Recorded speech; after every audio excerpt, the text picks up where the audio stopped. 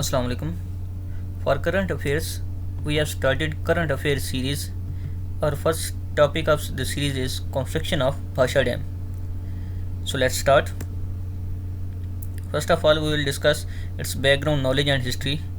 The need of this dam basically came at 1980s, but the foundation of this dam was laid in 1998 by former PM Nawaz Sharif. This dam is basically located in Gilgit-Baltistan district Dayamir. Here in this map you can see the Indus rivers which originates from China, enters in Indian occupied Kashmir, then it's entered in Gilgit-Baltistan and it flows across the whole Pakistan and fell into Arabian Sea. In this river we already constructed Tarbela Dam, Chashma Barrage, Tonsa Barrage, Gudu Barrage, Sakhar Barrage and Kotri and a lot of other canals. In 2006, under the plan of for next 10 years, President Musharraf planned to be built 5 major dams which was financed by World Bank and Asia Development Banks. This plan cannot start due to the reason that Indian protest against this dam and the World Bank and other monetary institutions refused to provide loans due to the area which was distributed between Pakistan and India. In 2013, around about 5.5 billion rupees for land acquisition of 1700 acres lands was approved by former Prime Minister Nawaz Sharif. The major development came at July 2018 when Chief Justice of Pakistan Saqib Nisar created the dam fund and it asked public to donate money for the construction of dam. Basically the estimated price for this construction of this dam is $14 billion.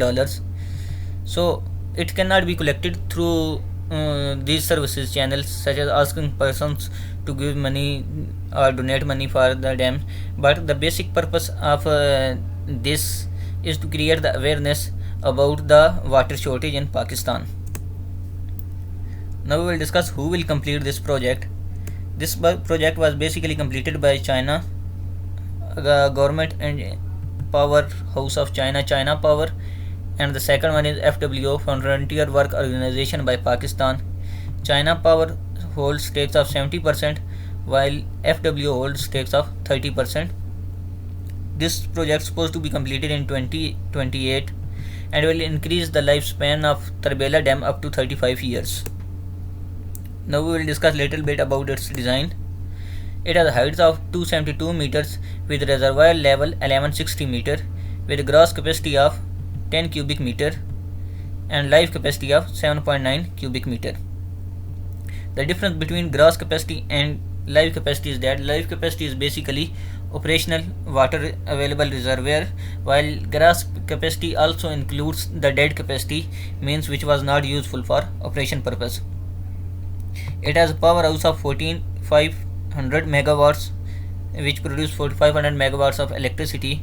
The project to be completed within a budget of $14 billion. Now we will discuss a little bit about its benefits and advantages.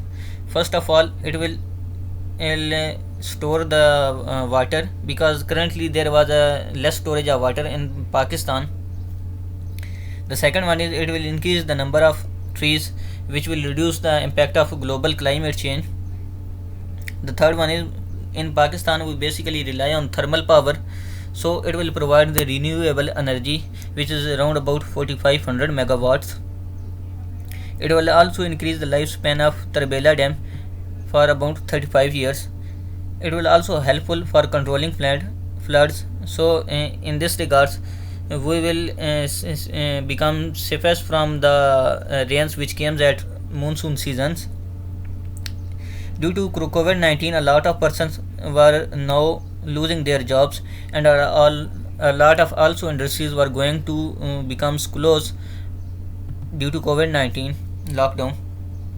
So in this situation, the government plan to build this dam is directly to multiply with creation of jobs and industrial services such as the cement industry, steel industries, and the contractors such as that provide transportation, food, etc. will also create a lot of job opportunities in this sector also. If you want to know about why governments not build hydropower before that and they build thermal power, you can see my videos on general information and playlist. So hope this video will increase your knowledge. So subscribe, Q will give the answer of your all questions. Share this video to all social media platforms. Thank you and fi amanillah.